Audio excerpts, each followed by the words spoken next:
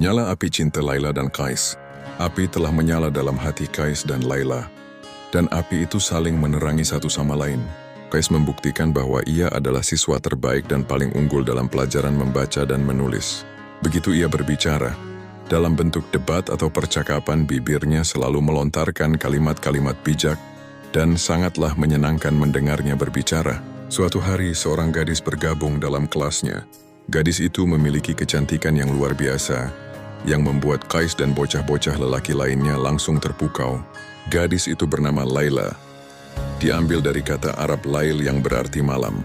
Sesuai dengan namanya, rambutnya hitam legam dan di balik rambutnya, wajahnya memancarkan kecantikan yang luar biasa.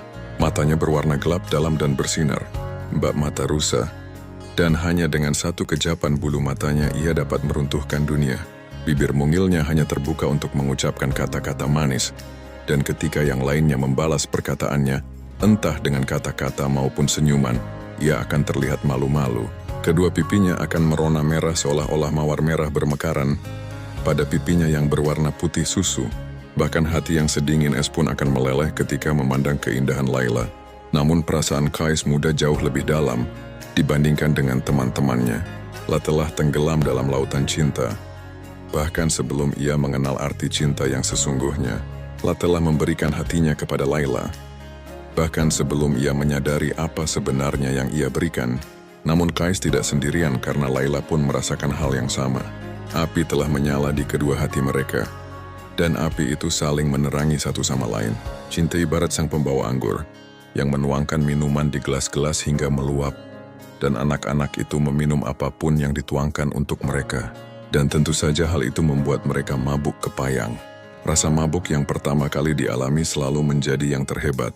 Jatuh yang mereka rasakan untuk pertama kali selalu menjadi pengalaman yang terberat. Dan patah hati yang dirasakan untuk pertama kali selalu menjadi yang paling menyakitkan. Mereka telah meminum habis gelas berisikan minuman cinta, siang dan malam. Dan semakin banyak yang mereka minum, semakin kuat ketertarikan mereka satu sama lainnya.